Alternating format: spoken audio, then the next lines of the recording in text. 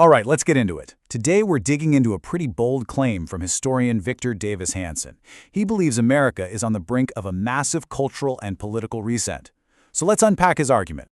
So Hanson's entire case really hinges on this one feeling he thinks is sweeping the nation, a sense of release. The idea is that people are just tired of the way things have been, and they're ready to get back to what he calls normality. And that is the core idea we're going to unpack here. So where does Hanson even begin this story? Well, he starts with Donald Trump. His argument is that all the relentless political and legal fights haven't just challenged Trump, he thinks they've fundamentally changed him, and in doing so, created a different kind of political figure for this exact moment. Hanson points to this one unscripted moment at a McDonald's as a key piece of his evidence. A supporter says to Trump, "You took a bullet for us." Now, instead of his usual comeback, Trump seems genuinely taken aback and just says, "I guess I did." For Hanson, you see, this isn't just some off-the-cuff remark. He sees it as a real glimpse into a man who's been changed. And you really have to see that McDonald's moment in the context of, well, this staggering list of opposition. I mean, we're talking multiple criminal and civil suits, a whopping 91 indictments, attempts to get him kicked off the ballot in 16 different states, and of course 2 impeachments. According to Hanson, this isn't just business as usual in politics. It's like a crucible that, in his view, has forged a totally different version of Trump. So all of that leads to Hanson's big interpretation of Trump's mindset. He calls him a Nietzschean figure. Now, what does that mean exactly? Well, it's that classic idea, right? What doesn't kill you makes you stronger. Hanson argues that Trump genuinely believes that all of these attacks, instead of taking him down, have actually made him more powerful. Okay, so this perceived change in Trump, you got to understand, for Hanson, it's just one piece of a much bigger puzzle. He's arguing this isn't really about one person. It's about a full-blown cultural counter-revolution that's already underway. So what's at the heart of this counter-revolution he's talking about?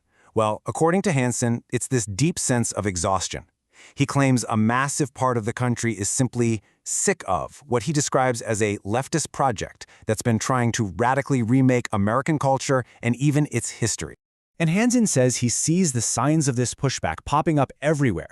He points to things like universities finally wanting to put an end to chaotic protests, a renewed appreciation for classical art and architecture, and a general feeling of wanting to untangle all the complicated social issues of the last few years. For him, these are all signals that society is trying to find its way back to what he calls normality. And Hanson argues this isn't just a feeling in the air. It has real political consequences. He points to polling data showing Trump's approval rating jumping 7 to 8 points higher than his disapproval, a complete flip that he finds pretty remarkable. For Hanson, this is the data backing up that feeling of release he was talking about. Okay, from the big picture, Hanson then zooms in on a very specific target of this counter-revolution, what we now often call diversity, equity, and inclusion, or DEI. He sees this as a central pillar of the very ideology that he believes people are now starting to reject. He lays out this timeline, arguing that what started as affirmative action back in the 1960s has morphed into something he finds completely unrecognizable today. He even calls it Orwellian, basically suggesting it's become the system where language gets twisted and the original goal of equality has been lost.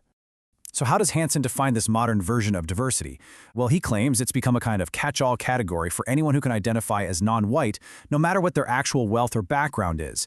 In his view, it's become completely disconnected from the original economic arguments that it was based on. And he uses some incredibly strong language here. Hanson calls this a neo-Confederate racist idea.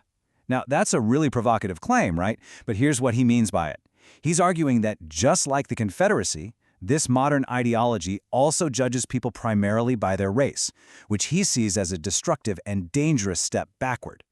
He then points to what he calls the absurd result of this ideology, especially on college campuses. He gives examples like separate graduation ceremonies based on identity, campus safe spaces that are actually segregated by race, and even reports of students sending in DNA results with their college applications. For Hanson, these aren't just one-offs. He sees them as the logical conclusion of these policies. Next up, Hanson brings this whole argument home, and I mean that literally. He uses his own state of California as a kind of case study for what he believes happens when these ideas are put into practice on a massive scale. And here, he lays out this really striking paradox. California, he says, is sitting on enormous energy reserves. We're talking billions of barrels of oil, decades worth of natural gas, and it was a pioneer in nuclear power. Yet, he argues, its own policies have actively shut these resources down, creating what he calls an artificial scarcity. The problem, in his view, isn't that they don't have the resources, it's that they've chosen not to use them. And for Hanson, this isn't just some abstract policy debate. He claims the direct result for everyday folks in California is that their electricity bills have tripled. I mean, that's a direct line from a policy decision right to your wallet.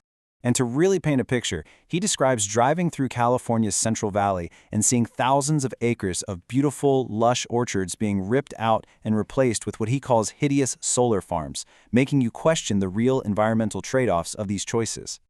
So, after looking at all this, Trump's transformation, the cultural mood, the critique of diversity policies, the California example, we can finally bring it all together. What is the huge shift that Hanson sees coming? Hanson believes all these different threats, the cultural fatigue, the pushback on certain policies, the real-world consequences in places like California, are all weaving together into what he calls a great correction, a return to pragmatism. And he argues the leader of this shift, Trump, is now wiser because he's learned from his past mistakes about who he can and can't trust.